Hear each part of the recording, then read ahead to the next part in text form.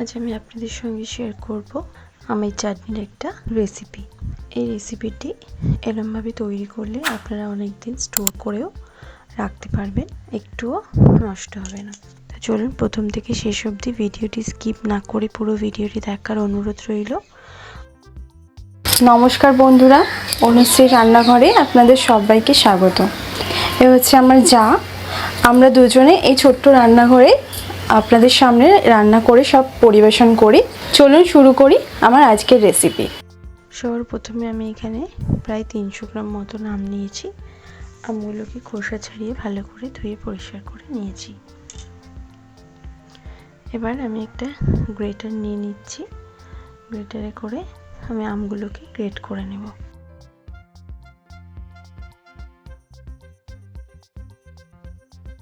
এই আমগুলোকে এরমভাবে একটু গ্রেট করে নিলে এই চাটনিটা দারুণ টেস্ট হয়। আর দানাগুলোকে ফেলে দিয়েছি। পুরো জেলি জেলি মতন খেতে লাগে এই চাটনিটা। এবার আমি ভালো করে আমের গ্রেট করে রাখাটা ভালো করে নিগড়ে নেব। নিগড়ে রসটাকে আমি বের করে নেব, এতে করে টকটা একটু কম লাগবে। আর আমার চ্যানেলটি যারা এখনো পর্যন্ত সাবস্ক্রাইব করেননি তারা প্লিজ আমার চ্যানেলটিকে সাবস্ক্রাইব করে নেবেন আমার প্রতিদিনের ভিডিওর আপডেট পাওয়ার জন্য। এরপর আমি এখানে দেব 1/2 চামচ পরিমাণে নুন, 1/4 চামচ হলুদ গুঁড়ো আর একদমই সামান্য একটুখানি ঝাল লঙ্কার গুঁড়ো। সব উপকরণকে ভালো করে আমার সঙ্গে মাখিয়ে নেব। এখানে হলুদ গুঁড়ো আর লঙ্কার গুঁড়োটা আমি অল্পই দিয়েছি। এখানে খুব বেশি হলুদ আর লঙ্কার গুঁড়ো ব্যবহার করার প্রয়োজন নেই, একটুখানি দিলেই হবে। কালারটাও বেশ ভালো হবে আর একটু হালকা ঝাল ঝাল হবে। এবার 10-15 মিনিট আমি ওটা মেখে রেখে দেবো যাতে আরও নরম হয়ে যায় আমটা, সেই জন্য। এরপর এদিকে গ্যাস অন করে আমি একটা মশলা তৈরি করে নিচ্ছি। কড়া গরম করে দিয়ে দিচ্ছি 1 চামচ পরিমাণে গোটা জিরে, 1 চামচ পরিমাণে গোটা মৌরি আর 1 চামচ পরিমাণে গোটা ধনে। এই মশলাটাকে আমি ড্রাই রোস্ট করে নেব লো টু মিডিয়াম ফ্লেমে। আপনারা চাইলে এখানে একটু 5 ফোড়নও অ্যাড করতে পারেন, আমি দিইনি 5 ফোড়ন। আর আমি গোটা লঙ্কাও দিইনি, যেহেতু আমি আমের সঙ্গে একটুখানি লঙ্কা মাখিয়ে রেখেছিলাম, তাই আর আমি ভাজা মশলাটায় লঙ্কা দিলাম না। আপনারা চাইলে দিতে পারেন।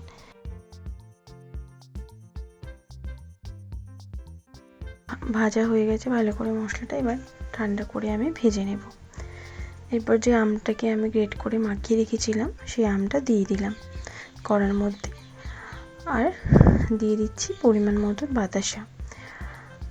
আমি এই আচারটা আমের এই চাটনিটা বাতাসা দিয়েই করব, আর কোনো তেলও আমি ব্যবহার করিনি।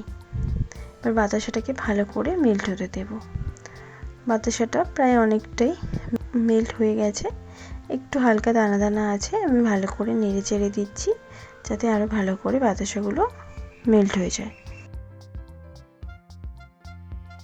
এখানে মিষ্টিটা আপনারা নিজেদের পছন্দ মতো দেবেন, যে যেমন আচারে মিষ্টি খেতে পছন্দ করেন।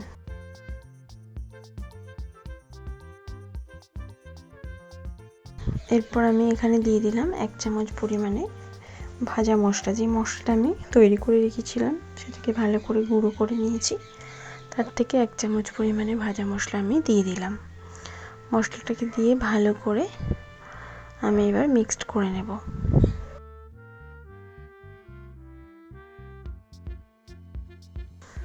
আর গ্রেভিটাকে একটু শুকনো করে নেব। গ্রেভি বেশি রাখলে বেশি দিন স্টোর করে রাখা যাবে না, তাই এখানে একটু শুকনো শুকনোই করতে হবে। যতটা সম্ভব এখানে আমি শুকনো করে নিচ্ছি।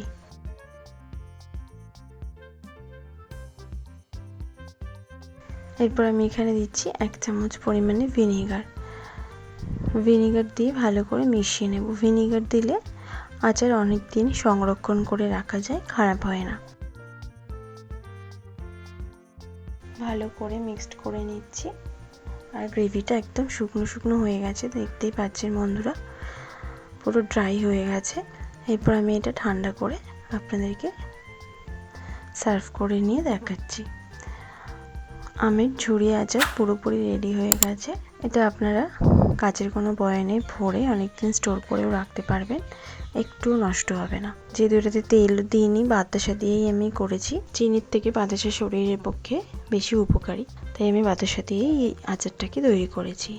আপনারাও বাড়িতে এরমভাবে এই আচারের রেসিপিটি ট্রাই করে দেখবেন, আশা করছি ভালো লাগবে। ভালো লাগলে লাইক শেয়ার করতে ভুলবেন না, কমেন্ট বক্সে কমেন্ট করে জানাতে ভুলবেন না রেসিপিটি কেমন লাগলো। ভালো থাকবেন, সুস্থ থাকবেন, ধন্যবাদ।